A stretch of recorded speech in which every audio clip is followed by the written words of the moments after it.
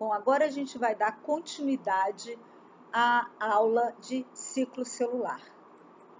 Bom, a gente já falou da participação de ciclinas, de quinase CDK no ciclo celular, que esse complexo junto vai fosforilar diferentes substratos, mas que substratos são esses? O que, afinal, essa combinação de ciclina com CDK faz na célula que resulta nos acontecimentos de cada uma das fases do ciclo celular? Bom, durante a fase G1, a célula vai crescer um pouquinho, vai acumular, vai aumentar de volume e ela vai produzir intensamente uma grande quantidade de proteínas que vão ser importantes para a fase G1 e também para a próxima fase, que é a fase S. Então, na fase G1, a célula está se preparando para entrar no ciclo propriamente dito. Então, vai haver a produção de proteínas como polimerases, primáses, proteínas SSB, as histonas e a própria ciclina S, que vai ser produzida durante a fase G1 para poder atuar na próxima fase. Tá legal? Durante a fase G1, aquele complexo ciclina da fase G1 com o CDK vão resultar, a ativação desse complexo vai resultar também na marcação das origens de replicação do DNA. Lembra que quando a gente falou na aula de replicação, que em eucariotos o genoma é formado por várias moléculas de DNA, todas elas lineares e muito longas. Cada uma delas, quando empacotada, gera um daqueles cromossomos que formam o cariótipo humano, né? Que a gente visualiza lá como aquelas estruturinhas em forma de X. Bom, para a replicação acontecer num período de horas, que é a duração mais ou menos da fase S, é preciso que essas longas moléculas de DNA possuam várias origens de replicação, vários pontos de início de replicação, tá legal? Onde as fitas do DNA vão ser separadas e a síntese das fitas complementares vai acontecer. Essas origens de replicação, gente, estão exemplificadas nesse esquema, onde eu tenho a fita dupla de DNA sendo representada aqui por laranja, e nesse DNA eu tenho um pedacinho que está marcado em azul, que seria a sequência de nucleotídeos que identifica o local de origem de replicação. Essa sequência é rica em A's e T's, porque vai ser mais fácil separar as fitas nesse local que tem menos pontes de hidrogênio segurando, tá? Bom, como é que a célula sabe onde está uma origem de replicação? Isso acontece porque proteínas específicas que estão aqui representadas por essa bolota verde, tá? Essa bolota verde é o conjunto de várias proteínas que juntas formam o que a gente chama de ORC, que é o complexo de reconhecimento de origem de replicação, tá? Então, esse complexo ORC, que é um conjunto de proteínas, tá? Ele vai reconhecer os locais de origem de replicação, as sequências ricas em A's e T's, tá? Que marcam as origens de replicação nas moléculas de DNA. Lembrando que cada uma das longas moléculas de DNA de um eucarioto pode possuir até 50.000 origens de replicação. E cada uma delas tem que estar identificada na célula para que o evento de replicação aconteça. O evento de replicação vai acontecer simultaneamente. Todas as origens de replicação vão ter seu início, o início de replicação vai acontecer simultaneamente em todas as origens de replicação de todas as moléculas de DNA que formam o nosso genoma, tá? Ou o genoma de uma célula eucariótica, tá? É um evento muito orquestrado e organizado. Então, durante a fase G1, todas essas milhares de origens de replicação vão receber um complexo ORC, tá? E vão ser montadas. O que mais precisa acontecer? não só a origem de replicação é marcada com o complexo ORC, mas são adicionados às origens de replicação proteínas que estão aqui representadas por esses triângulos quebrados, verde claro e verde escuro, que são proteínas inibitórias. O que essas proteínas vão fazer? Elas vão impedir que a helicase, que também está sendo sintetizada durante a fase G1, tenha acesso à origem de replicação antes da hora certa. Então, durante a fase G1, gente, as origens de replicação são identificadas, elas são montadas,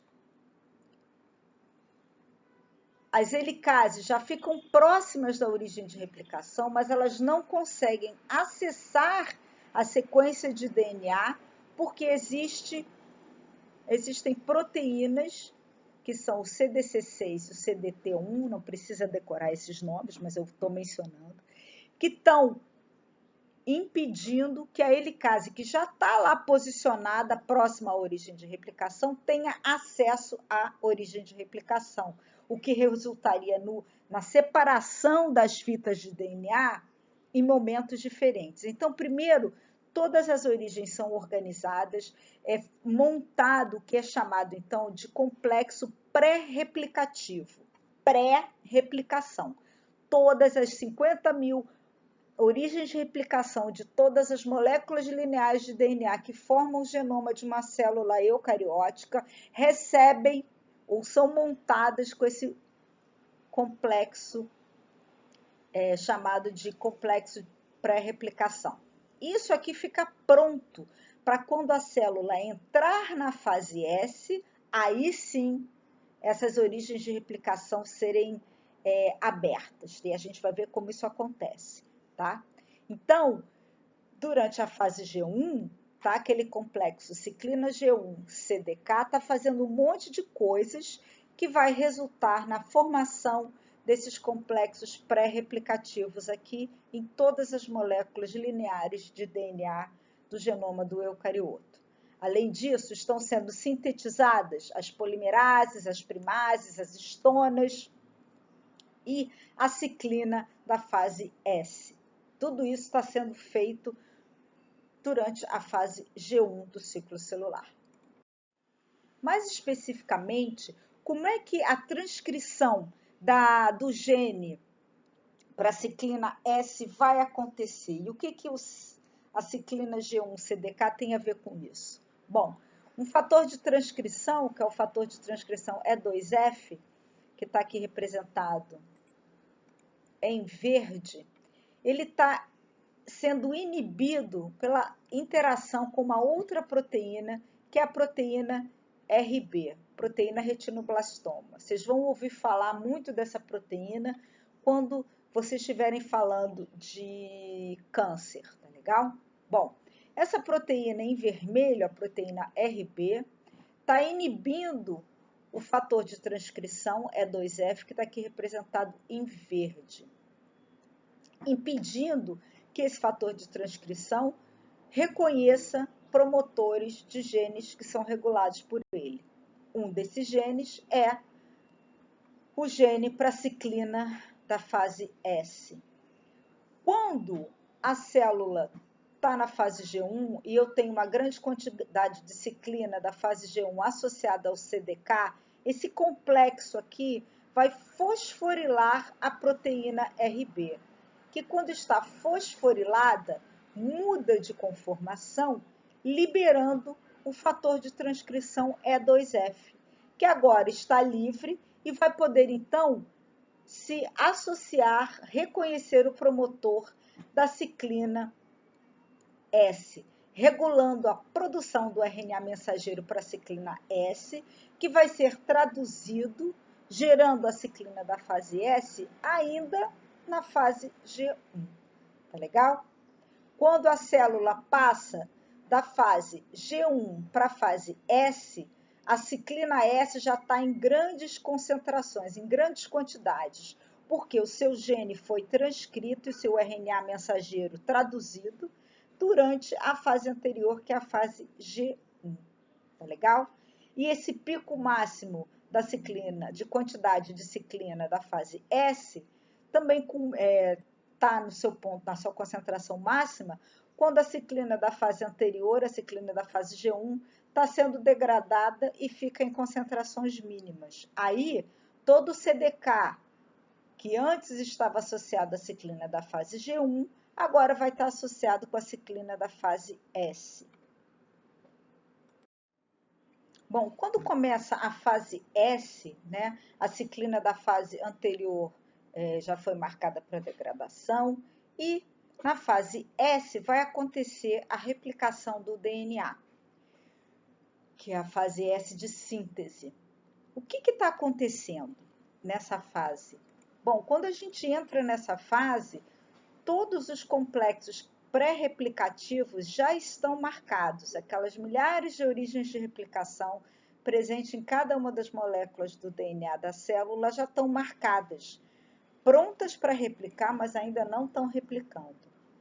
Na fase S, quando a CDK, que é a quinase, está agora associada à ciclina da fase S, eu tenho o complexo ciclina S-CDK, essa quinase vai estar ativa e ela vai fosforilar aqueles inibidores que estavam impedindo o acesso à origem de replicação pelas helicases, tá? Então, uma das consequências da ativação do CDK associado à ciclina S é a marcação para degradação daquelas proteínas que estavam inibindo a origem de replicação. E dessa forma, o que vai acontecer? As origens de replicação vão estar disponíveis para acesso pelas polimerases, que estão formando aqui, estão sendo representadas aqui por esse conjuntinho preto, que é o complexo de iniciação de replicação, tá? Aí, as origens de replicação estão acessíveis. O que não está mostrado aqui são as polimerases que começam a polimerizar o DNA a partir das fitas que foram recém-abertas pela helicase, e aí todo aquele processo de replicação que a gente já viu em aulas anteriores vai acontecer simultaneamente em todas as origens de replicação de todas as moléculas de DNA que formam o genoma da célula, tá legal? É tudo muito orquestrado. Outra coisa que é muito importante é que agora eu vou ter, se o DNA foi duplicado, eu vou ter nas novas moléculas de DNA regiões que são origens de replicação também. E essas precisam ser identificadas, mas a gente está vendo aqui que o complexo ORC, que é essa bolota verde, que identifica origens de replicação, agora recebeu também um fosfato. O complexo ORC está fosforilado. Ele é fosforilado também pela ação da CDK associado à ciclina da fase S. E qual a importância dessa fosforilação das origens de replicação? Essa fosforilação marca para a célula que essas origens de replicação já foram replicadas, já foram utilizadas e que não é para eu replicar de novo essas moléculas de DNA. E essa fosforilação do complexo ORC vai garantir que o DNA, então, é replicado apenas uma vez. Se isso daqui não acontecesse, aí a gente ia ter a geração de poliploidias na célula. Os cromossomos, as moléculas de DNA que formam cada um dos nossos cromossomos, ia ser replicado mais de uma vez e a célula ia ficar com muitas cópias, quando na verdade a gente sabe que na fase S os cromossomos são replicados apenas uma vez, né, gerando aqueles cromossomos duplicadinhos com as duas cromátides irmãs. E isso é garantido, a replicação do DNA apenas uma vez, é garantido pela fosforilação do complexo ORC, que marca essas origens de replicação como se já fossem, tenham sido usadas. Legal? E essa fosforilação é feita pelo complexo ciclina S-CDK. Tá? Como a gente falou, os DNAs são replicados apenas uma vez, porque o complexo ORC é fosforilado pela ciclina S-CDK. E olha que interessante, a gente quando observa que a quantidade da ciclina S, a gente percebe que ela fica alta durante toda a fase S e durante a fase G2 também. E durante o início da fase M. A ciclina S só vai cair, só vai baixar de concentração, ou sua concentração só vai cair, quando a célula já está lá no meio da fase M. Por que isso é importante? Por que isso acontece? Lembra que eu falei que o DNA só pode ser replicado uma vez, tá legal? A presença constante da ciclina S vai garantir que esses complexos ORC fiquem fosforilados durante todo esse período aqui, garantindo que as moléculas de DNA só são replicadas uma vez, isso aconteceu na fase S, e elas não são replicadas novamente até a mitose. Se esses complexos ORC perdessem essas origens, essas fosforilações, desculpa, as origens de replicação poderiam ser reativadas e replicadas novamente. Isso geraria cópias múltiplas das moléculas de DNA e não apenas uma cópia. Tá legal? Então é importante que a ciclina S permaneça alta durante a fase S, a fase G2 e até a metade da fase M. Nessa metade aqui da fase M, esses cromossomos que foram replicados já começam a se compactar. Quando eles estão compactados, eles não podem mais ser replicados, porque a maquinaria de replicação nem vai ter mais acesso às origens de replicação, que já vão estar lá naquele grau máximo de compactação. E aí a ciclina S já não é mais necessária e ela é marcada para degradação por ação da combinação da ciclina M com o CDK. Observando que a ciclina M já começa a ser produzida aqui no final da fase S, durante a fase G2, tá legal? E ela vai aumentando de concentração, o seu pico máximo de concentração acontece lá no meio da fase M. Bom, depois que o DNA é replicado, tá? A gente começa a produzir a ciclina da fase M. Então, na fase G2, a ciclina M começa a ser produzida, tá legal? Uma coisa importante também é que a célula precisa garantir que está tudo certinho antes dela se dividir e formar duas novas células. Então, existe uma checagem que a gente chama de checkpoints em diferentes momentos do ciclo celular para garantir que está tudo acontecendo como programado, tá? Nessa transição da fase G2 para a fase M, é verificado se todas as moléculas de DNA foram replicadas, se a célula possui tudo que ela precisa para sofrer a mitose, se o tamanho da célula está aceitável, se ela pode se dividir, tá legal? E na metade, mais ou menos, da fase M, os níveis de ciclina M estão máximos e aí a mitose é deflagrada. E o que o complexo ciclina M-CDK faz? Tá? Então, a gente tem aqui nesse slide a representação da duplinha dinâmica ciclina M-CDK e o exemplo de várias proteínas-alvo, target é alvo, de várias proteínas-alvo que vão ser fosforiladas por esse complexo CDK associado à ciclina, tá legal? E esses alvos são as proteínas-alvo que são fosforiladas durante a fase M, tá legal? O que acontece na fase M? A gente tem a indução da formação do fuso mitótico, a gente tem a indução da condensação dos cromossomos que foram duplicados na fase S, a gente tem que a membrana nuclear, ou o envelope nuclear, se desorganiza, a gente tem a separação dos cromossomos, tá? E a ativação de um complexo que marca proteínas para degradação, que é aquele complexo APCC, que agora está associado a uma outra proteína que vai garantir a ativação desse complexo.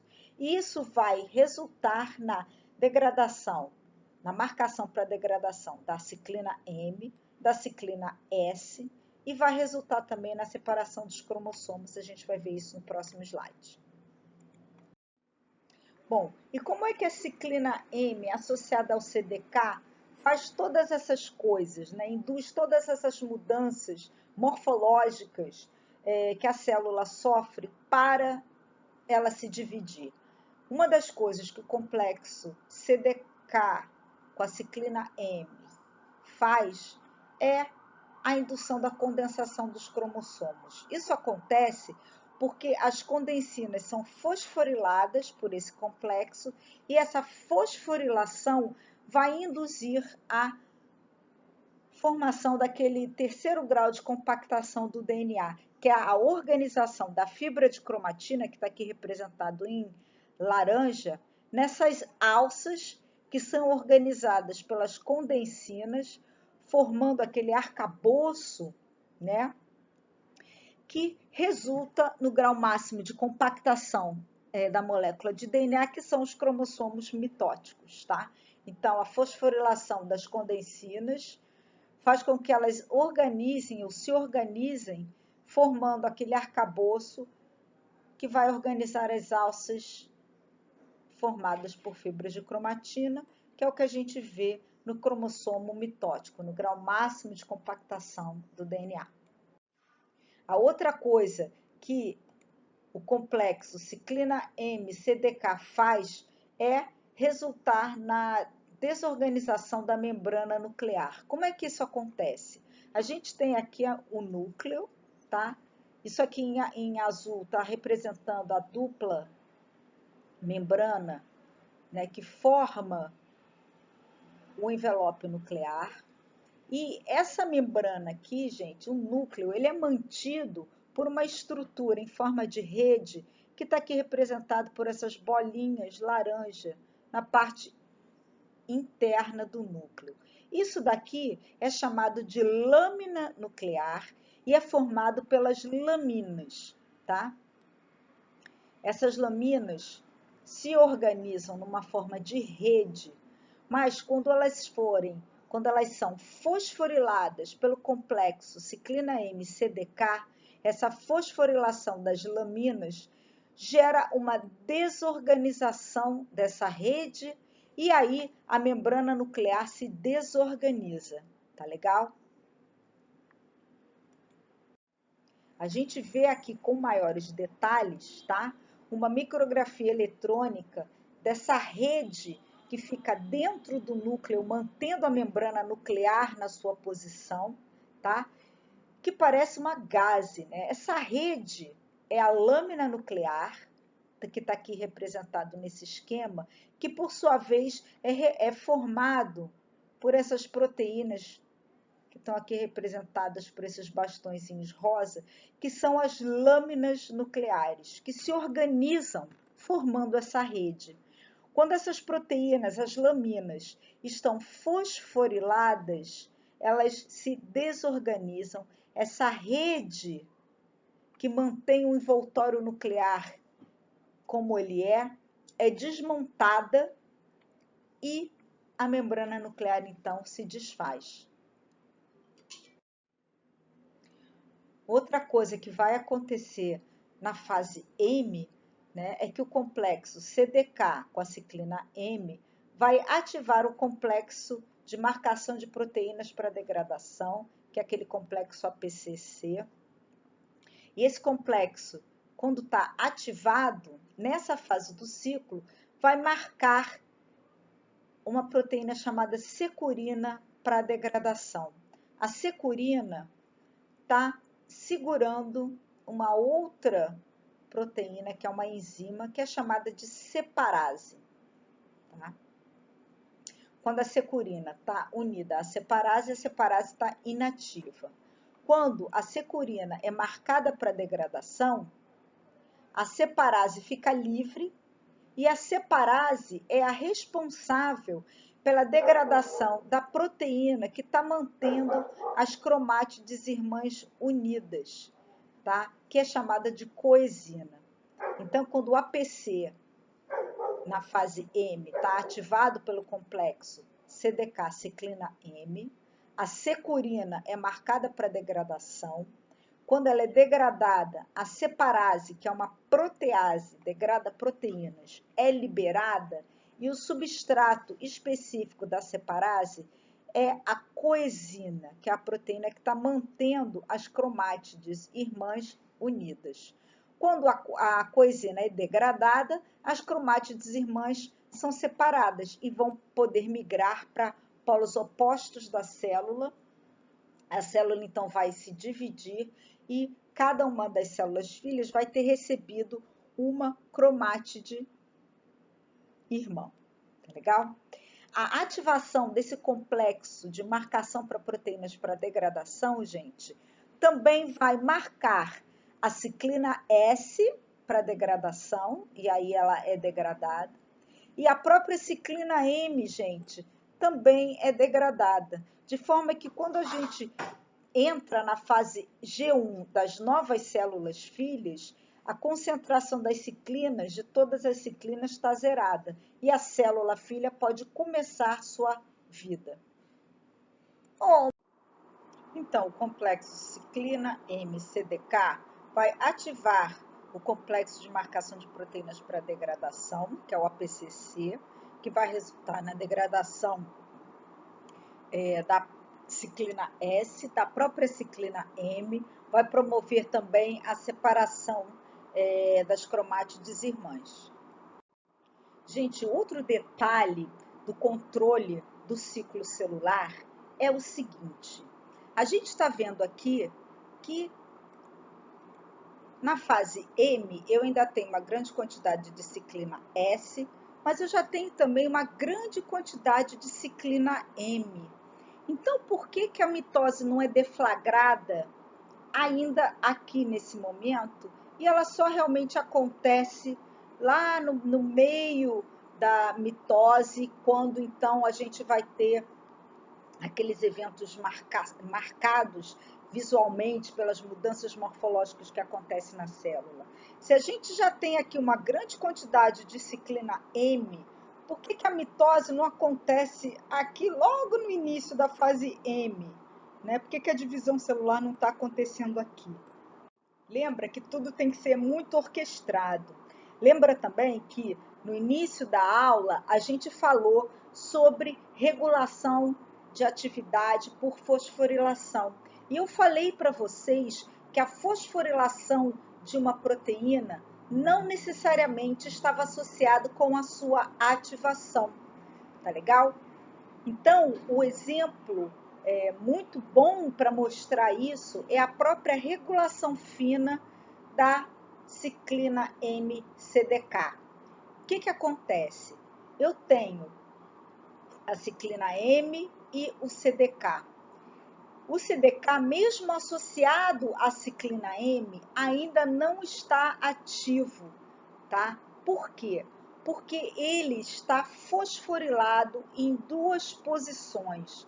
A fosforilação, gente, pode acontecer em vários aminoácidos dentro da mesma proteína. E cada uma das fosforilações pode marcar uma coisa diferente. No caso do CDK, quando ele está associado à ciclina M, tá? Ele está fosforilado em dois locais diferentes. E essas fosforilações vão ser feitas por quinases diferentes, que eu não vou falar o nome aqui, tá? Mas que vocês, no material de leitura que eu coloquei para vocês no AVA, vocês vão ver o nome dessas quinases, tá? Bom, uma fosforilação gera uma inibição, resulta na inibição, na manutenção da CDK inibida. E a outra fosforilação é uma fosforilação que vai ativar a CDK. Quando a CDK está associada à ciclina M e ela está com esses dois fosfatos, ela ainda está inibida, legal? E uma desfosforilação que retira apenas o fosfato inibitório, vai resultar numa quinase CDK que está fosforilada apenas em um local e está associada à ciclina M. Isso aqui é um complexo ciclina M-CDK ativo, legal? Então, isso exemplifica muito bem que a fosforilação não está somente associado com ativação de proteínas. Nesse caso aqui, a quinase está mantida inativa porque ela ainda está fosforilada num determinado aminoácido. A posição desse aminoácido é sabida já, isso tudo já é conhecido, mas não vem ao caso agora. Mas quando ela está fosforilada num determinado local, ela está inativada. Ela só fica totalmente ativa quando ela está fosforilada num local e desfosforilada em outro e está associada à ciclina M. Legal? Aqui é o que eu acabei de mostrar para vocês, mas nesse slide eu estou mostrando o nome das quinases ativadoras e inibitórias, tá? Então eu tenho a CAC e a UI, mas vocês não precisam decorar isso, eu não vou cobrar isso, tá legal? Aqui eu também tenho o nome da fosfatase, que retira o fosfato inibitório, permitindo que a CDK assuma sua conformação ativa associada à ciclina da fase M. Bom, agora a gente já viu um pouquinho o que acontece de mais importante em cada uma das fases do ciclo celular. E eu falei para vocês num determinado momento que a célula tem uns momentos de parada, que são os momentos de checagem para ver se tudo está certo e se ela pode então passar de uma fase para outra. Então a gente tem pontos de checagem no final da fase G1, antes da célula entrar na fase S. A gente tem um ponto de checagem no final da fase G2, antes dela entrar em mitose. E a gente tem um ponto de checagem no final da fase M, antes da célula se dividir e formar duas células filhas. E esses pontos de checagem vão garantir que a célula só vai dar continuidade ao ciclo se tudo estiver certinho. Na checagem entre a fase G1 e a fase S, todo o DNA vai ser checado, a integridade do DNA vai ser verificada antes da célula replicar esse DNA. Porque não faz sentido, se o DNA está com moléculas quebradas, que seja por fatores externos, ultravioleta, agentes químicos ou alguma coisa que possa ter provocado quebras na molécula de DNA, essa célula não deveria replicar esse DNA. Ela só deve replicar um DNA que está íntegro, né? Então, existe essa checagem antes da célula entrar na fase S, que é o que a gente vai falar daqui a pouquinho. Bom, então a gente vai falar especificamente desse ponto de checagem entre a fase G1 e a fase S.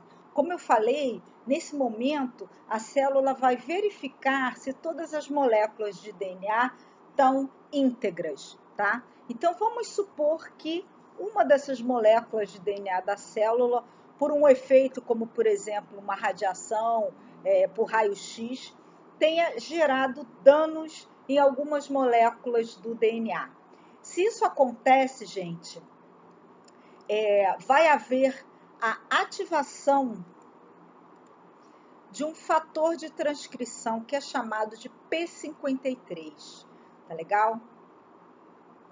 O P53, ele está sempre mantido em níveis baixos na célula, porque ele está constantemente sendo marcado para degradação por a interação com uma outra proteína chamada MDM2. A gente não precisa saber isso, eu só estou mencionando para vocês porque está aqui mostrado no slide.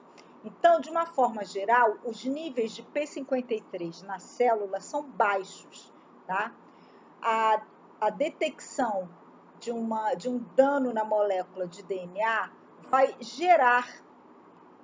ocasionar uma separação do MDM2 do P53 e vai gerar também uma fosforilação do P53. Então, o que vocês precisam saber? Que danos da molécula de DNA vão induzir a estabilização e a fosforilação do P53, que é uma proteína que tem função de fator de transcrição. O P53, ele vai reconhecer a região promotora de alguns genes específicos, tá? Um desses genes é o gene P21. Quando o gene P21 é transcrito, né, é gerado um RNA mensageiro que vai ser traduzido, gerando uma proteína, que é a proteína P21. Essa proteína P21, gente, é uma proteína que inibe o complexo ciclina-CDK, tá legal? Então, esse complexo aqui, apesar da CDK estar ligada à ciclina, ele vai ser inativado pela interação com a proteína P21. Quando isso aqui acontece, gente, o complexo ciclina da fase G1 com o CDK está inibido. Então, há uma parada no ciclo celular. A célula não vai prosseguir para a fase S. Ela vai ficar num limbo. E esse limbo, esse período de parada, vai permitir que a célula providencie o reparo na molécula de DNA. Ou seja, a célula está parada, o ciclo celular não está prosseguindo, e a maquinaria de reparo do DNA, que envolve uma série de outras proteínas diferentes, que vocês vão aprender quando vocês estiverem dando genética básica, vai, nas moléculas de DNA, tentar consertar os erros, os danos que essas moléculas de DNA têm. Tá legal? Então, gente, a ativação do P53 vai gerar a produção de uma proteína que inibe complexo ciclina-CDK, de forma que o ciclo celular vai parar para a célula ter tempo de corrigir os danos na molécula de DNA. O P53 não corrige a molécula de DNA, legal? Ele apenas resulta numa parada no ciclo celular para que outras proteínas que têm como função reparo de DNA vão lá fazer o seu trabalho, tá legal? Beleza. Uma vez que o DNA tenha sido reparado e não existem mais danos, tá? O P53, então, é inativado, ele volta, ele é desfosforilado, volta a se associar com o MDM2 e vai ser degradado, de forma que P21 vai parar de ser produzido, a P21 que já tinha sido produzida começa a ser degradada e eu tenho agora o CDK ligado à ciclina ativos. E aí o ciclo celular tem prosseguimento. Aí a célula sai do G1 e vai para a fase S, porque todas as moléculas de DNA foram corrigidas, foram reparadas, e esse DNA então pode ser replicado, o que vai acontecer na fase S. Tá legal? Essa proteína P53 é denominada guardiã do genoma, porque ela garante que o genoma íntegro, ou somente o genoma íntegro, seja replicado e passado para células filhas. Uma coisa interessante é que cerca de metade dos tumores detectados em pacientes apresentam mutações na proteína P53 que afetam a sua função, impedindo que ela atue como guardiã do genoma. Então, o que a gente viu nos slides anteriores é que antes de entrar na fase S, a célula vai verificar se o DNA está totalmente íntegro e direitinho, se o DNA, todas as moléculas de DNA estão direitinhas, estão corretas, sem danos, a célula vai progredir para uma rodada de replicação que acontece na fase S, e o DNA vai ser replicado.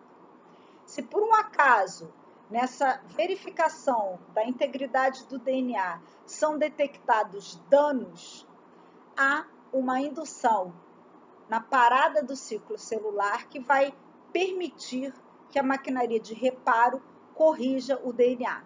Se o DNA for corrigido e ficar tudo direitinho, ele passa na checagem, está tudo certinho, aí a célula vai replicar o seu DNA que antes tinha sido detectado com dano. Se durante essa parada no ciclo celular, que é induzido pela ativação do P53, que vai regular a produção do P21, que vai então inibir o complexo CDK-ciclina, se mesmo com essa parada no ciclo celular, a maquinaria de reparo não conseguiu corrigir todos os danos na molécula de DNA, o P53 vai fazer outra coisa. Ele vai começar a interagir com promotores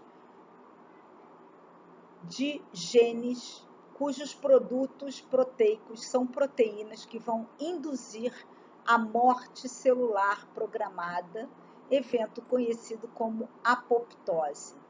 Legal? Por isso que o P53 é tão importante. Não só ele garante que a célula pare o seu ciclo celular para que haja tempo para o DNA danificado ser corrigido, como também, se o DNA não conseguiu ser reparado, porque existem muitos danos em muitas moléculas, a mesma proteína P53, que é um fator de transcrição, vai induzir a produção de proteínas que vão resultar na entrada da célula num processo de morte celular programada. A célula que tem um DNA muito danificado, no organismo pluricelular, ela vai ser destruída e não vai passar essas moléculas de DNA danificados para as células filhas. Tá legal? Por isso que o P53 é chamado de guardião do genoma.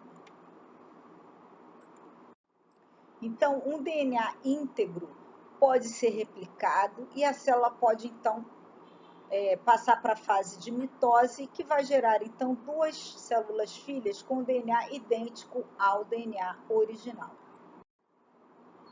Então, na aula de hoje, a gente viu o controle do ciclo celular, a gente viu o que acontece em cada fase desse ciclo, todos os eventos que precisam acontecer e como esses eventos são controlados. Isso aqui está descrito nesse slide, só para fixação de tudo que a gente falou na aula de hoje. Bom, e com isso a gente termina a nossa aula sobre o ciclo celular.